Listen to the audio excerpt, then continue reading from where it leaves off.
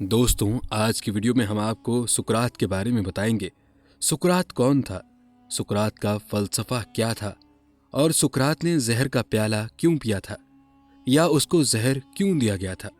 तमाम तर हक़ाइक़ से आपको आगाह करेंगे। इसके अलावा आपको सुकरात के शागिर्दों के बारे में भी बताएंगे कि सुकरात के बारे में उन्होंने क्या बयान किया है और सुकरात की ज़िंदगी के वाक़यात भी आपको बताएंगे। लिहाजा वीडियो को आपने स्किप नहीं करना और वीडियो को आखिर तक लाजमी देखना है। बिस्मिल्लाहिर्रहमानिर्रहीम। अस्सलामु अलैकुम। दोस्तों, आपको बताते चलें कि सुकरात दुनिया फ़लसफ़ा का अजीम और जलीलुल मर्तबत मुअल्लिम था, जिसने 5वीं सदी क़ब्ल मसीह में यूनान में मगरबी फ़लसफ़े की बुनियाद रखी। सुकरात 470 साल पहले यूनान के मारूफ शहर एथेंस में पैदा हुआ। उसकी इब्तिदाई ज़िंदगी के बारे में तहरीरी शवाहिद नापैद हैं, ताहम अफलातून और माबुद फ़लासफ़े के हवाले बताते हैं कि वो एक मुजस्समा साज था जिसने हुब्बुल वतनी के जज्बे से सरशार होकर कई यूनानी जंगों में हिस्सा लिया और दादे शुजात पाई। ताहम अपनी इल्मी मसाई की बदौलत उसे घर बार और ख़ानदान से ताल्लुक़ न था। अहबाब में उसकी हैसियत एक अखलाकी और रूहानी बुज़ुर्ग की सी थी। फ़ितरतन सुकरात नहायत आला अखलाकी व औसाफ का हामिल था। हक़ परस्त और मुनसिफ मिजाज उस्ताद था।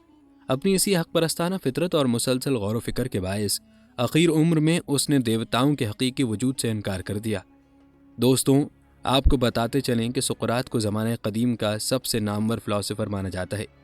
एथेंस ने इससे कबल कोई उस जैसा इंसान पैदा नहीं किया।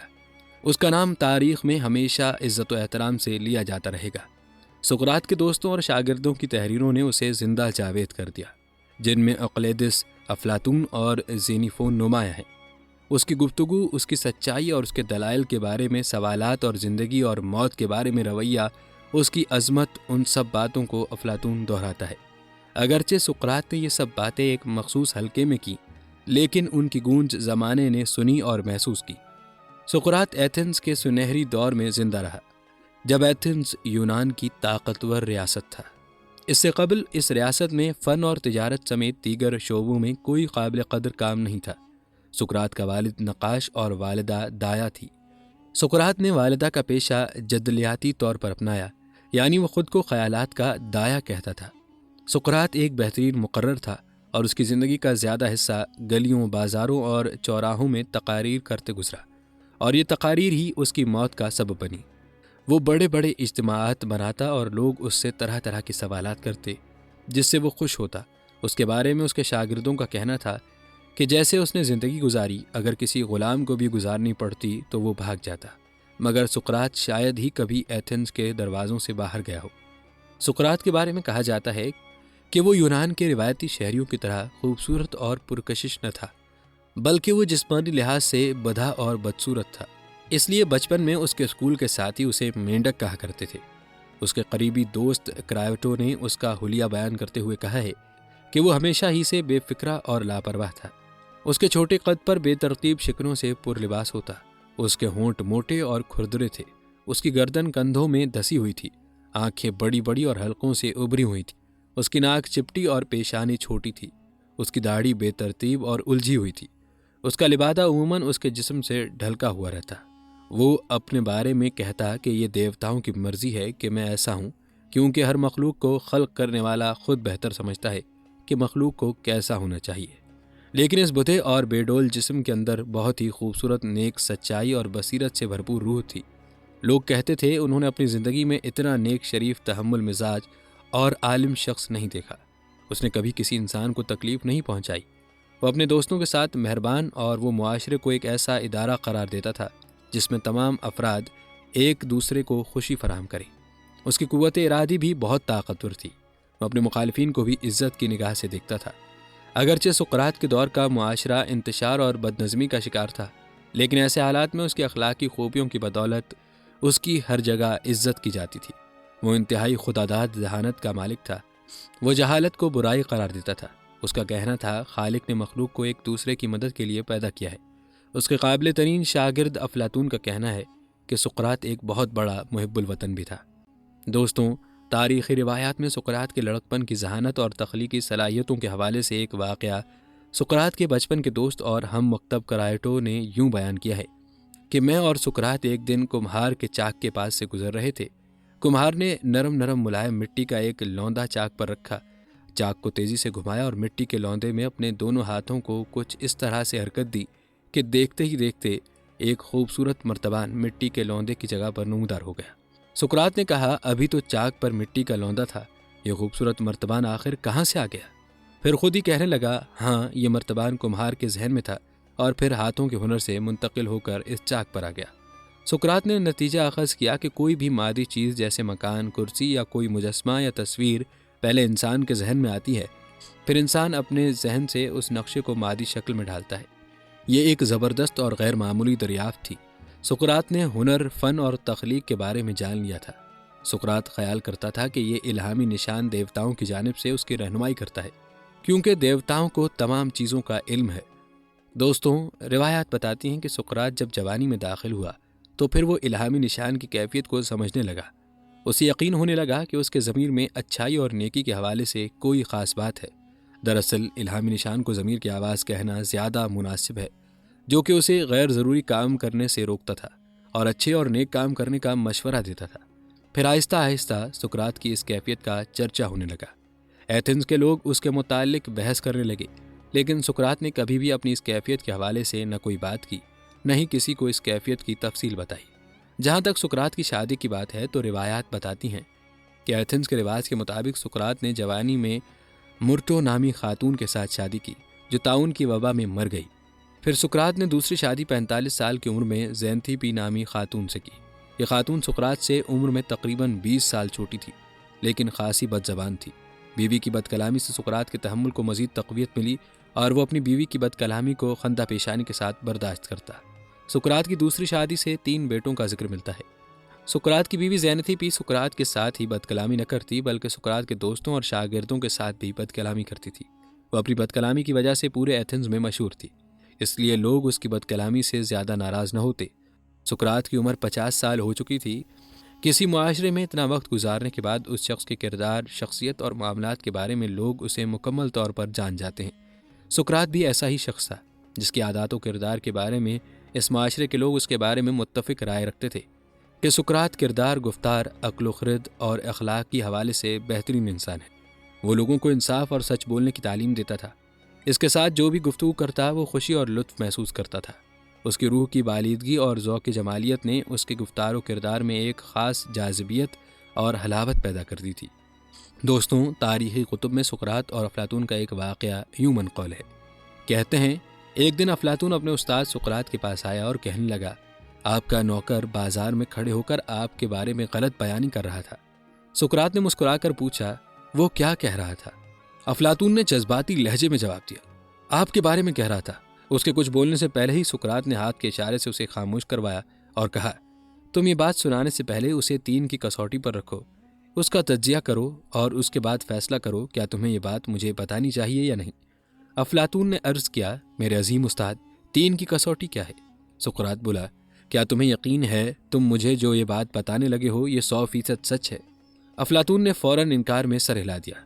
सुकरात ने हंसकर कहा, फिर ये बात बताने का तुम्हें और मुझे क्या फ़ायदा होगा?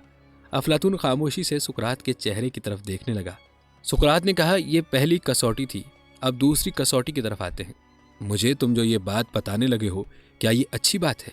अफलातून ने इनकार में सर हिलाकर जवाब दिया, जी नहीं, ये बुरी बात है। सुकरात ने मुस्कुराकर कहा, क्या तुम ये समझते हो तुम्हें अपने उस्ताद को बुरी बात बतानी चाहिए? अफलातून ने फिर इनकार में सर हिला दिया। सुकरात बोला, गोया ये बात दूसरी कसौटी पर भी पूरा नहीं उतरती। अफलातून खामोश रहा। सुकरात ने ज़रा सा रुक कर कहा, और आखिरी कसौटी ये बताओ, ये जो बात तुम मुझे बताने लगे हो, क्या ये मेरे लिए फ़ायदेमंद है? अफलातून ने इनकार में सर हिलाया और अर्ज़ किया, उस्ताद मोहतरम, ये बात हरगिज़ हरगिज़ आपके लिए फ़ायदेमंद नहीं है। सुकरात ने हंसकर कहा, अगर ये बात मेरे लिए फ़ायदेमंद नहीं तो फिर इसके बताने की क्या ज़रूरत है? अफलातून परेशान होकर दाएं बाएं देखने लगा। दोस्तों, सुकरात ने गुफ्तगू के ये 3 उसूल आज से हज़ारों साल कबल वज़ा कर दिए थे। उसके तमाम शागिर्द इस पर अमल करते थे। वो गुफ्तगू से कबल हर बात को 3 की कसौटी पर रखते थे।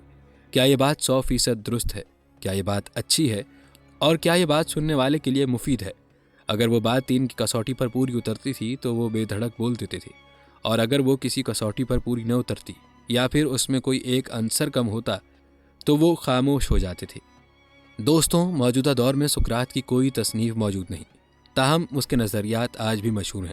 سقراط کے چند افکار و نظریات آپ کو بتاتے ہیں۔ سقراط کے نزدیک روح حقیقی مجرد ہے اور جسم سے جدا ہے۔ جسم کی موت روح کا خاتمہ نہیں بلکہ اس کی آزادی کی ایک راہ ہے، لہٰذا موت سے ڈرنا حماقت ہے۔ سقراط کہتا ہے جہالت کا مقابلہ کرنا چاہیے اور انفرادی مفاد کو اجتماعی مفاد کے پس منظر میں دیکھنا چاہیے۔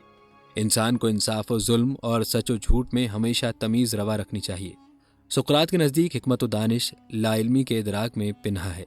سقراط کہتا ہے جاننا دو قسم کا ہوتا ہے، ایک رائے اور دوسرا علم۔ عام آدمی فقط رائے رکھتا ہے اور اس پر عمل کرتا ہے، جبکہ علم صرف حکیم کو حاصل ہوتا ہے۔ سقراط کا نظریہ ہے کہ نیکی علم ہے، اس لیے اس کی تعلیم ہو سکتی ہے۔ خیر و شر کے اصول عقلی طور پر لوگوں کو سمجھائے جا سکتے ہیں۔ سقراط کہتا ہے ظلم کرنا ظلم سہنے سے بدرجہ بہتر ہے۔ اسی طرح سقراط کا ماننا ہے کہ بدی کرنے کے بعد سزا پانا بنسبت بچ نکل جانے سے بدرجہ بہتر ہے۔ سقراط کا کہنا ہے سچا آدمی موت سے نہیں بلکہ بدعمالی سے گھبراتا ہے۔ سقراط کے نزدیک عقل کلی کا وجود ہے، غیر مطلق کا وجود ہے۔ سقراط کا کہنا ہے نیکی عقل ہے اور بدی جہل ہے۔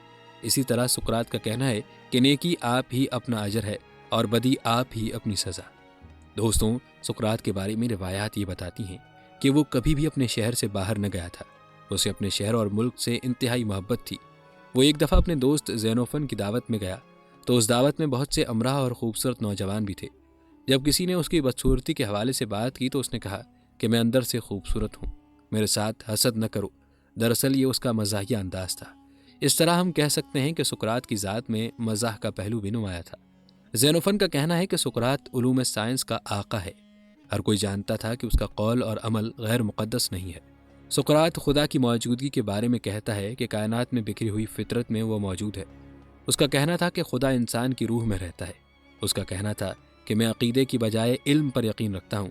نیک عمل میں خدا کی ذات موجود ہوتی ہے۔ دوستوں، یاد رہے کہ سقراط وہ خوش قسمت ترین انسان ہے جسے فادر آف فلسفی کہا جاتا ہے، یعنی اسے فلسفے کا سب سے بڑا استاد یا باپ کہا جاتا ہے۔ سقراط ایسے کیا سوالات پوچھ رہا تھا کہ جس کا انسانی تاریخ پر اب بھی بہت بڑا اثر ہے۔ سقراط کہتا ہے کہ وہ انسان جو شک کرتے ہیں، جو سوال اٹھاتے ہیں، حقیقت میں وہی انسان ہیں جو اپنے آپ کو سچائی کے راستے پر ڈالتے ہیں۔ وہ کہتا ہے کہ جب انسان شک کرتا ہے تو پھر وہ سوال کرتا ہے، اس سوال کے نتیجے میں جواب ملتا ہے اور پھر اس جواب سے مزید سوال پیدا ہوتے ہیں جو مزید جواب دیتے ہیں۔ اس طرح انسان سچائی کی جدوجہد کے سفر پر چل نکلتا ہے اور کبھی نہ کبھی وہ سچائی کو تلاش کر لیتا ہے۔ سقراط کے مطابق انسان وہ ہے جو مسلسل سچ کی جدوجہد میں سفر جاری رکھے اور اس سفر کے دوران وہ سوال و جواب کا سلسلہ جاری رکھے۔ سقراط کہتا ہے کہ دنیا کے ہر فلسفر کا بنیادی کام یہ ہے کہ وہ اپنے سماج، تہذیب، روایات اور کلچر پر سوالات اٹھائے۔ سب سے اہم بات یہ ہے کہ پہلے وہ یہ تمام سوالات اپنے آپ سے کرے۔ جب کوئی اپنے آپ سے سوال ہی نہیں کرے گا تو اسے جواب کیسے ملے گا؟ سقراط کہتا ہے کہ جو میں نہیں جانتا سوچتا ہی نہیں کہ میں جانتا ہوں، لہٰذا اس بارے میں سوال کرتا ہوں۔ سچائی اور گہرائی تک پہنچنے کی پہلی کوشش کا نام ہی یہی ہے کہ سوال کیا جائے۔ دوستوں، روایات بتاتی ہیں کہ سقراط نے اپنے زمانے میں بنیادی اخلاقی اصولوں اور قوانین پر سوالات اٹھائے۔ اس نے اپنے سماج کے نوجوانوں سے سوال کیا کہ اچھائی کیا ہے، علم کیا ہے، دانائی کیا ہے، بہادری کیا ہے اور انصاف کیا ہے۔ وہ اپنے زمانے کا انتہائی ذہین و فطین انسان تھا، لیکن ہمیشہ اپنے بارے میں یہ کہا کرتا تھا کہ میں صرف ایک بات جانتا ہوں کہ میں کچھ بھی نہیں جانتا۔ جب بھی وہ کسی سے ملتا تھا تو اس طرح بات کرتا تھا کہ جیسے اسے کچھ معلوم نہیں۔ وہ ہمیشہ دوسرے انسان سے سوال کر کے اس سے اس کا نقطہ نظر پوچھتا تھا، پھر اسی کے نقطہ نظر کے بارے میں سوال کرتا تھا۔ وہ ہمیشہ کہا کرتا تھا کہ وہ تو صرف سوال کرنا ہی جانتا ہے۔ وہ کہتا تھا کہ انسان کے ذہن میں جو خیال ہے وہ اس خیال کو پیدا کرنے میں اور اسے نکھارنے سنوارنے میں انسان کی مدد کر سکتا ہے۔ سقراط کے فلسفے کا بنیادی تصور یہ تھا کہ اچھائی صرف علم ہے اور علم حاصل کرنا ہی زندگی کا مقصد ہے۔ علم بذات خود ایک بنیادی اور اچھی چیز ہے۔ وہ کہتا تھا کہ جو زندگی علم حاصل کرنے میں گزاری جائے حقیقی معنوں میں وہی زندگی ہے۔ علم والی زندگی انسان کو خوشی دیتی ہے، اسے سکون اور اطمینان فراہم کرتی ہے۔ اس کا کہنا تھا کہ دولت اور شہرت کے پیچھے بھاگنا مصنوعی سرگرمی ہے، انسان کی زندگی کا اصل مقصد علم حاصل کرنا ہے۔ دوستوں، سقراط کہتا ہے کہ کوئی بھی انسان جان بوجھ کر برا کام نہیں کرتا۔ انسان برائی کا کام اس لیے سر انجام دیتا ہے کہ وہ علم سے محروم ہے۔ بنیادی طور پر جاہل انسان ہی برائی کا کام کرتا ہے۔ علم انسان کو اچھائی کی طرف لے کر جاتا ہے۔ وہ کہتا ہے کہ کسی سماج یا ریاست میں برائی نظر آئے تو اس کا حل یہ ہے کہ تمام انسان علم کے راستے پر آ جائیں۔ اس کا حل یہ ہے کہ انسان علم حاصل کرنا شروع کر دے۔ سقراط کے مطابق علم سے تمام سماجی برائیاں ختم ہو جاتی ہیں۔ دوستوں، روایات بتاتی ہیں کہ سقراط کے ان سوالات کی وجہ سے قدیم یونان کی شہری ریاست ایتھنز میں نوجوان سوالات اٹھانا شروع ہو گئے تھے۔ سقراط کا اثر و رسوخ بڑھنے لگا تھا۔ سقراط کے ان باتوں کی وجہ سے اس زمانے کے ایتھنز کی سیاست پر بھی اثر پڑ رہا تھا۔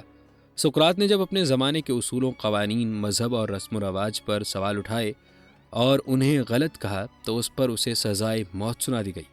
اس پر الزام یہ تھا کہ وہ یونان کے نوجوانوں کو گمراہ کر رہا ہے۔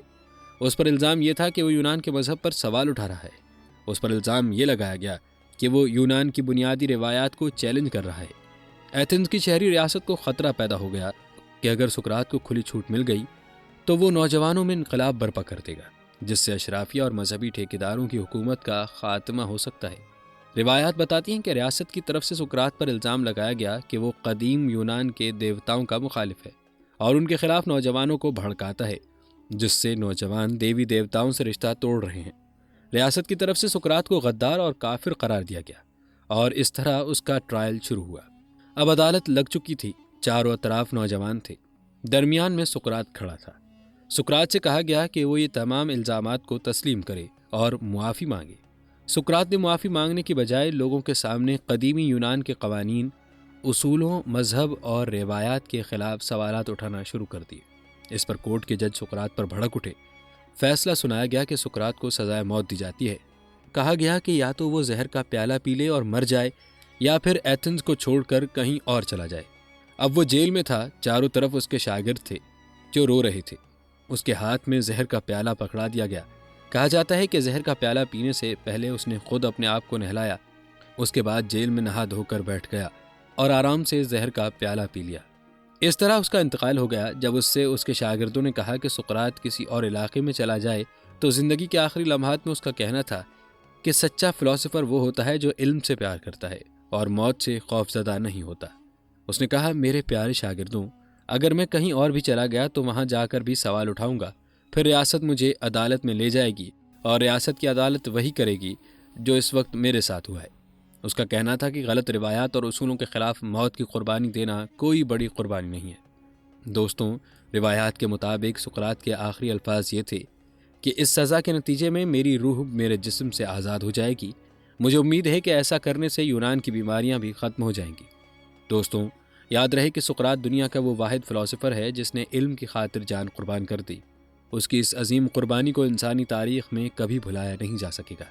سقراط کو فلسفی کا پہلا شہید ہونے کا بھی اعزاز حاصل ہے۔ دوستوں، یہ تقریباً 700 مربع میل اور 3.5 لاکھ نفوس پر مشتمل یورپ کی تاریخ میں پہلی جمہوری ریاست ایتھنز میں رونما ہونے والے اس المیہ کی کہانی ہے جس میں سقراط کو زہر کا پیالہ پینے پر مجبور کیا گیا۔ یہ 399 قبل مسیح کا عہد ہے، جب سقراط اپنی زندگی کی 70 بہانے دیکھ چکا تھا۔ ایتھنز پر پیلوپونیشی جنگ اور بدنام زمانہ 30 عمائد کی حکومت کے خاتمے کے بعد جمہوریت کے دوبارہ لوٹ آنے سے سیاست، مذہب اور اخلاق کے مروجہ اصولوں پر تنقید شروع ہو گئی تھی اور نئی روشنی کا علم بردار طبقہ سوفسطائیت وجود میں آ چکا تھا۔ سوفسطائیت کے برعکس افلاطون نے 40 سال تک اکیڈمی میں فلسفے اور ریاضی کی تدریس کی ذمہ داری اٹھائی اور 81 سال عمر پائی۔ سقراط کی ساری حکمت کا نچوڑ یہ ہے کہ اپنے آپ کو پہچاننا نیکی ہے اور نیکی علم ہے۔ سقراط نے ساری عمر ایتھنز کی ورزش گاہوں، تفریح گاہوں، قہوہ خانوں اور دیگر عوامی اجتماعات میں علم و حکمت، نیکی و بدی اور حق و تصوف جیسے موضوعات پر لوگوں اور خصوصاً جوانوں سے بحث و مباحثہ کرنے اور زندگی گزارنے کے گر سکھانے میں مصروف کر دی۔ اسی پاداش میں لاحقاً مذہبی خطیب انائٹس، سیاسی رہنما اور خصوصاً ملیٹس معمولی شاعر نے مقدمہ درج کر کے الزام لگایا کہ سقراط نوجوانوں کے اخلاق کو بگاڑتا ہے، قومی دیوتاؤں کو نہیں مانتا اور نیا خودکار دیوتا متعارف کراتا ہے۔ 399 قبل مسیح میں 500 ججوں پر مشتمل جیوری نے صرف ایک دن کی سماعت میں 110 کی اکثریت سے سقراط کو سزائے موت سنائی۔ دوستوں، تاریخ بتاتی ہے کہ سقراط کو موقع دیا گیا کہ اعتراف جرم کر کے تخفیف سزا کے لیے رحم کی درخواست کرے، جلا وطنی کو ترجیح دے یا سزائے موت قبول کرے۔ سقراط کی دیدہ دلیری قابل دید ہے کہ اس نے مطالبہ کیا کہ سرکاری خرچ پر ان کو معزز مہمان بنا کر ایوان بلدیہ میں رکھیں، یعنی کہ وہ اپنے اصولوں سے کسی قیمت پر پیچھے نہیں ہٹے۔ حالانکہ کریٹو نے جیل میں سقراط کو بہت سمجھایا کہ سزائے موت سے بچ کر کوئی اور راستہ اختیار کرے، مگر یہ سقراط کے اصولوں کے خلاف تھا۔ دوستوں، روایات بتاتی ہیں کہ سقراط کی قوت برداشت کمال کی تھی۔ شہر میں وہ واحد شخص تھا جو ننگے پیر برف پر گھومتا رہتا تھا۔ سقراط نے نوجوانی میں میدان جنگ میں بہادری کا انعام حاصل کیا تھا۔ سقراط کا زیادہ وقت ایتھنز کے باغات اور معبدوں کے دادان میں اپنے شاگردوں سے باتیں کرتے گزرتا ہے۔ آج سے 2500 سال پہلے کا عجیب و غریب فلسفی اپنی طرف سے کوئی فلسفہ بیان نہیں کرتا تھا۔ اس نے اپنے پیچھے کوئی کتاب تو کیا، 4 صفحوں کا کوئی چھوٹا سا مضمون بھی نہیں چھوڑا۔ وہ کچھ نہیں لکھتا تھا، اس کا اپنا کوئی فلسفہ نہیں تھا۔ وہ لوگوں کو کچھ بتانے کی بجائے ان سے پوچھتا زیادہ تھا۔ اس کے سوال ہی اس کا فلسفہ تھا۔ ساری زندگی ایک چادر میں گزاری۔ کسی نے اس سے کہا کہ ڈیلفی کے معبد میں ایک آواز سنی گئی ہے کہ سقراط ایتھنز کا سب سے بڑا دانا آدمی ہے۔ سقراط نے ہنس کر جواب دیا، میں اس لیے دانا ہوں کہ مجھے اپنی بے علمی کا احساس ہے۔ دوستوں، بعض محققین نے سقراط کے بارے میں لکھا ہے کہ قرآن کریم میں جس عظیم المرتبت ہستی حضرت لقمان علیہ السلام کا نام آیا ہے وہ سقراط ہی ہے۔ یہ ایک الگ بحث ہے اور الگ دھاگے کی متقاضی ہے، مگر اس دھاگے کا عنوان ہے سقراط کو زہر کا جام کیوں پینا پڑا۔ اس حوالے سے ہم نے آپ کو مکالمات افلاطون کی روشنی میں بتانے کی کوشش بھی کی ہے۔ آپ کو بتاتے چلیں کہ مکالمات افلاطون میں پہلے مکالمے کو چھوڑ کر باقی تمام تقریباً سقراط کی زندگی کے آخری ایام سے متعلق ہیں۔ سقراط پر ایتھنز کی عدالت نے جو الزامات لگائے تھے ان میں سر فہرست تھا کہ تم ہمارے نوجوانوں کو بہکا رہے ہو۔ کہا جاتا ہے کہ ایتھنز میں ان دنوں داناؤں کی بڑی قدر تھی۔ پروٹاگورس جیسے سوفسطانیوں سے سیکھنے کے لیے لوگ اپنے بچوں کو بھیجتے اور معاوضوں میں کھیت، گھر، سونا، گھوڑے، جانور، غرض کچھ بھی دینے کو تیار ہو جاتے۔ سقراط کو انہی دنوں ایک کاہنہ نے بشارت دی تھی کہ سقراط تم ایتھنز کے سب سے بڑے دانا ہو۔ سقراط کو کاہنہ کی بات پر یقین نہ آیا۔ اس نے فیصلہ کیا کہ وہ خود اس بشارت کی تحقیق کرے گا۔ وہ ایتھنز کے سارے بڑے بڑے داناؤں کے پاس گیا اور ان سے ایک خاص قسم کے طریقہ کار کے مطابق بحث کا آغاز کیا۔ وہ جہاں جاتا سامعین پر چھا جاتا۔ اس عمل سے ایتھنز کے نام نہاد دانا بھڑک اٹھے۔ انہوں نے سقراط کے خلاف ماحول بنانا شروع کر دیا۔ کرتے کرتے وہ سقراط کے خلاف 3 بڑے الزام اٹھانے میں کامیاب ہو گئے۔ نمبر 1، یہ ہمارے نوجوانوں کو گمراہ کر رہا ہے۔ نمبر 2، یہ ہمارے دیوتاؤں کو نہیں مانتا۔ اور نمبر 3، یہ ایک الگ خدا کا تصور پیش کرتا ہے جسے کسی نے نہیں دیکھا۔ روایات کے مطابق ایک بڑی عدالت لگی، پورا شہر جمع تھا۔ سقراط کو سب کے سامنے صفائی پیش کرنا تھی۔ سقراط صفائی کے دوران اپنی دانائی سے مجمع پر چھا گیا، مگر ہونی کو کون روک سکتا ہے۔ سقراط کے خلاف ایک نوجوان کو بطور گواہ پیش کیا گیا کہ سقراط نے اس نوجوان کو گمراہ کیا ہے۔ بس پھر تو جرم ثابت ہو گیا۔ روایات بتاتی ہیں کہ سقراط کو 2 آپشن دیے گئے، شہر چھوڑ دو یا زہر کا پیالہ پی لو۔ سقراط زہر کا پیالہ پی کر لافانی ہو گیا اور اسے زہر پلانے والے تاریخ کے صفحات میں گم ہو گئے۔ زہر کا پیالہ پینے کے بعد اس نے کہا، صرف جسم مر رہا ہے لیکن سقراط زندہ ہے۔ دوستوں، آپ کو بتاتے چلیں سقراط کی سزائے موت کا معاملہ مورخین نے مختلف الفاظ میں بیان کیا ہے۔ سقراط کی موت کے حوالے سے ایک روایت یوں بھی منقول ہے۔ کہتے ہیں ایک صبح جب سقراط بازار میں آیا تو اس نے دیکھا کہ اس کے خلاف ایک قرارداد جرم چسپاں کی گئی ہے۔ سقراط نے جرائم کا ارتکاب کیا۔ اس کا پہلا جرم یہ ہے کہ وہ ان دیوتاؤں کی پرستش نہیں کرتا جن کو یہ شہر پوجتا ہے، اس کے بجائے وہ اپنی طرف سے نئے دیوتا لے آیا ہے۔ دوسرا جرم اس کا یہ ہے کہ وہ نوجوانوں کو بگاڑتا ہے، لہٰذا اس کی سزا موت ہے۔ روایات بتاتی ہیں کہ اس الزام آرائی کے پیچھے سب سے بڑا محرک انیٹس نامی ایک چمڑا فروش تھا۔ اس کو سقراط کے خلاف ذاتی بغض تھا۔ بات یہ ہے کہ سقراط نے اس کے بیٹے کو مشورہ دیا تھا کہ وہ کھالوں اور چمڑے کا کام چھوڑ کر فلسفے سے ناتا جوڑے۔ انیٹس کا اصرار تھا کہ اس کے بیٹے کو گمراہ کرنے کی کوشش کی گئی ہے، اس لیے سزا موت سے کم نہیں ہونی چاہیے۔ یوں چمڑا اور علم ایک دوسرے کے سامنے آ گئے، فتح چمڑے کو حاصل ہو گئی۔ سقراط کو گرفتار کر لیا گیا، اس پر مقدمہ شروع ہو گیا۔ سقراط چاہتا تو موت کی سزا سے بچ سکتا تھا۔ وجہ یہ ہے کہ ایتھنز کے قانون میں یہ گنجائش موجود تھی کہ موت کی سزا پانے والا کوئی شخص جلاوطنی کو متبادل سزا کے طور پر چن سکتا تھا۔ گویا جس شخص کو موت کی سزا ملتی تھی اس کو یہ اختیار بھی مل جاتا تھا کہ وہ اپنی ریاست سے باہر چلا جائے اور یوں موت کی سزا سے بچ جائے۔ سقراط یہ اختیار کر سکتا تھا، مگر وہ اس طرح بچ نکلنے پر تیار نہیں تھا۔ اس کا وقت آ چکا تھا اور وہ جانے کے لیے تیار تھا۔ جب سقراط کی زندگی کا آخری دن آیا تو اس کے کئی شاگرد اس سے جیل میں ملنے کے لیے آئے۔ شاگرد سقراط کے گرد جمع ہیں۔ سقراط ان میں سے ایک کو اپنے پاس بلاتا ہے، اس کے بالوں کو چھوتا ہے اور ساتھ ہی ساتھ زندگی، موت اور روح کی ابدیت کے بارے میں اپنے خیالات بیان کرتا ہے۔ وہ کہتا ہے کہ موت تو ابدی نیند ہے، وہ خود فراموشی کی میٹھی ابدی کیفیت ہے جس میں کوئی ایذا رسائی نہیں، کوئی ظلم اور ناانصافی نہیں، کوئی مایوسی نہیں اور نہ ہی دکھ درد ہے۔ یا پھر وہ ایسا دروازہ ہے جس سے گزر کر ہم زمین سے جنت میں داخل ہو جاتے ہیں۔ وہ ایسی غلام گردش ہے جو ہمیں سیدھی خدا کے ایوان میں لے جاتی ہے، اور دوستوں وہاں کسی کو اس کے خیالات کے باعث سلیب نہیں چڑھایا جاتا۔ لہٰذا ہنسو اور میرے جانے پر افسوس نہ کرو۔ جب تم مجھے قبر میں اتارو گے تو جان لینا کہ تم بس میرے جسم کو دفن کر رہے ہو، میری روح کو نہیں۔ جب اس کو موت کی سزا دی گئی، اس کے شاگرد جیل کی کوٹری میں اس سے ملنے آئے۔ ایک شاگرد نے کہا، افسوس، ہمارے استاد کو بے گناہ مارا جا رہا ہے۔ سقراط نے زیر لب تبسم کے ساتھ کہا، تو کیا تم چاہتے تھے کہ میں گناہ کرنے کے بعد مارا جاؤں؟ مرنے سے چند لمحے پہلے سقراط کے ایک شاگرد نے اس سے پوچھا، آپ کو کہاں دفن کیا جائے؟ سقراط نے جواب دیا، اگر میں تمہارے ہاتھ آ جاؤں تو جہاں جی چاہے دفن کر دینا۔ سقراط نے ہنستے ہوئے اپنے روتے ہوئے شاگردوں کے سامنے زہر کا پیالہ پی لیا۔ دوستوں، آپ کو بتاتے چلیں کہ سقراط کی موت کا یہ واقعہ ایتھنز میں 404 قبل مسیح پیش آیا تھا۔ بعض روایات یہ بتاتی ہیں کہ سقراط نے عدالت میں ججوں سے کہا کہ اگر آپ کا خیال ہے کہ میں سچائی کی تلاش ترک کر دوں گا تو میرا جواب یہ ہے کہ اے ایتھنز والوں، میری طرف سے شکریہ، مگر میں اللہ تعالیٰ کی تابعداری کروں گا جس نے بقول میرے مجھے سچائی کے لیے چن لیا ہے، اور جب تک سانس اور قوت باقی ہے میں اس فلسفے سے دستبردار نہیں ہوں گا۔ میں اپنی تبلیغ جاری رکھوں گا۔ میں نہیں جانتا موت کیا ہے، ہو سکتا ہے موت ایک اچھی شے ہو جسے میں ایک بری شے سمجھتا ہوں، اور نہیں میں اس سے خوف زدہ ہوں، مگر میں یہ بات سمجھتا ہوں کہ کسی کو اس کے فرائض سے روکنا برا رویہ ہے۔ یہ بھی ممکن ہے جسے میں برا سمجھتا ہوں وہ ایک اچھی شے ہو۔ روایات بتاتی ہیں کہ سقراط نے خود کہا، مجھے وہ سزا دی جائے جس میں عوام کا مفاد شامل ہو۔ کہتے ہیں سقراط کے ایک شاگرد نے جرمانے کا انتظام بھی کیا، لیکن سقراط نے نہ صرف انکار کر دیا بلکہ تقریر میں عدالت کا مذاق بنایا، جس پر عدالتی حکام مزید برہم ہو گئے۔ اب عدالت کو غصہ آ گیا اور سقراط کو ایتھنز کی سب سے بڑی سزا زہر پینے کی سزا سنا دی۔ اس نے یہ سزا بھی خوشی سے تسلیم کر لی۔ اس نے ججز سے کہا کہ اب میرا وقت جانے کا آ گیا ہے تاکہ تم لوگ زندہ رہ سکو۔ بعض روایات کے مطابق سقراط کو زنجیروں میں جکڑ کر 3 ہفتوں کے لیے جیل میں ڈال دیا گیا۔ اس دوران بھی سقراط نے دوستوں اور شاگردوں سے انتہائی پرسکون انداز میں ملاقاتیں جاری رکھیں اور انہیں ہمیشہ پرسکون رہنے کا مشورہ دیا۔ آخری دن جب اس کی بیوی تھیپی اور اس کا چھوٹا بیٹا اسے ملنے آئے تو سقراط بہت دیر ان کو گلے سے لگا کر روتا رہا، اور بعد میں قراتو سے کہا کہ انہیں گھر چھوڑ آئے تاکہ وہ اس کی موت کا منظر نہ دیکھ سکے۔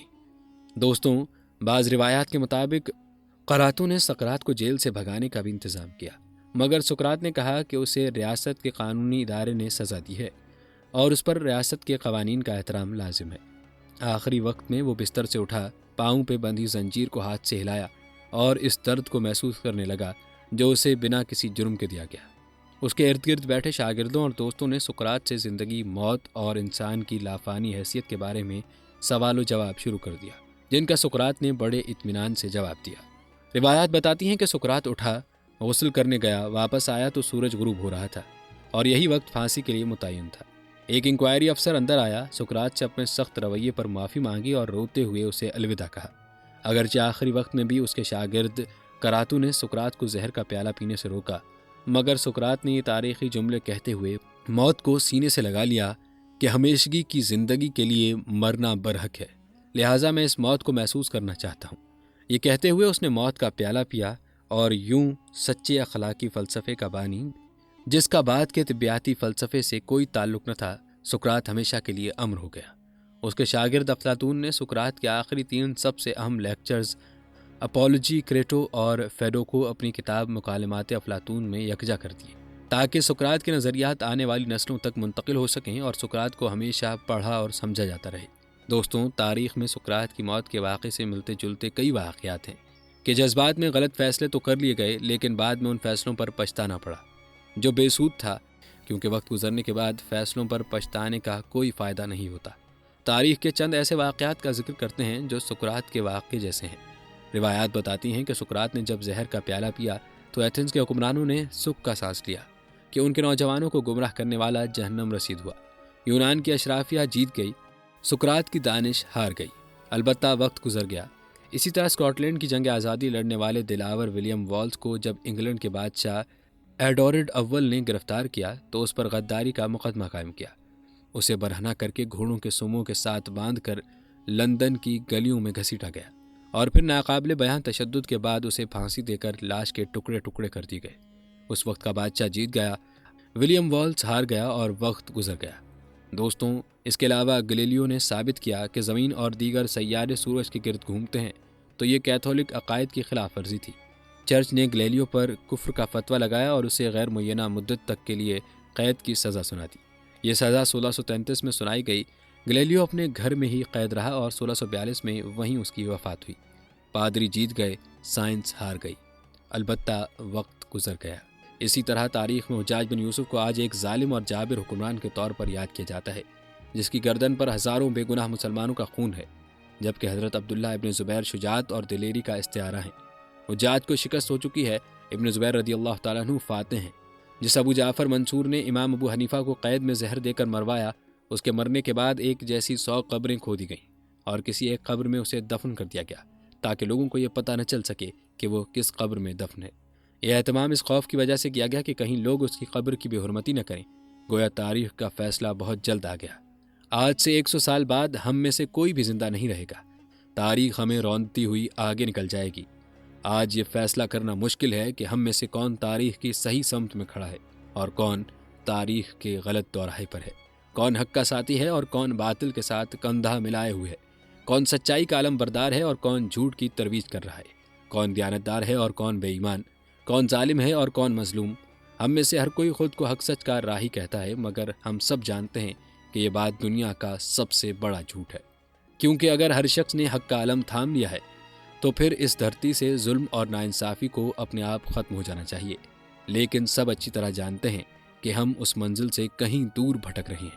آج سے 100 برس بعد البتہ جب کوئی مورخ ہمارا احوال لکھے گا تو وہ ایک ہی کسوٹی پر ہم سب کو پرکھے گا، مگر افسوس کہ اس وقت تاریخ کا بے رحم فیصلہ سننے کے لیے ہم میں سے کوئی بھی زندہ نہیں ہوگا۔ سو آج ہم جس دور سے گزر رہے ہیں، کیوں نہ خود کو ہم ایک بے رحم کسوٹی پر رکھ لیں اور دیکھ لیں کہ کہیں ہم یونانی اشرافیہ کے ساتھ تو نہیں کھڑے جنہوں نے سقراط کو زہر کا پیالہ تھما دیا تھا، کہیں ہم برونوں کو زندہ جلانے والے پادریوں کے ساتھ تو نہیں کھڑے، کہیں ہم حجاج کی طرح ظالموں کے ساتھ تو نہیں کھڑے، کہیں ہم امام ابو حنیفہ اور امام مالک پر کوڑے برسانے والے کے ساتھ تو نہیں کھڑے، کہیں ہم ابن رشد کے خلاف فتویٰ دینے والوں کے ساتھ تو نہیں کھڑے، کہیں ہم تاریخ کی غلط سمت میں تو نہیں کھڑے۔ اس سوال کا جواب تلاش کر کے خود کو غلطی پر تسلیم کرنا بڑے ظرف کا کام ہے، جس کی آج کل شدید کمی ہے۔ وقت تو گزر ہی جاتا ہے، دیکھنا صرف یہ ہوتا ہے کہ کسی باضمیر نے وہ وقت کیسے گزارا۔ دوستوں، یہ تھی ہماری آج کی ویڈیو۔ کمنٹ سیکشن میں اپنی رائے کا اظہار ضرور کریں اور بتائیں کہ آپ اگلی ویڈیو کون سے اسلامک ٹاپک پر دیکھنا چاہتے ہیں۔ آپ کی قیمتی رائے ہمارے لیے بہت اہمیت رکھتی ہے، لہٰذا ویڈیو کو شیئر ضرور کیجیے گا اور چینل کو سبسکرائب بھی کیجیے گا۔ جاتے جاتے بیل آئیکن کو بھی دبا دیجیے گا۔ ملتے ہیں اگلی ویڈیو میں، تب تک کے لیے اللہ نگہبان۔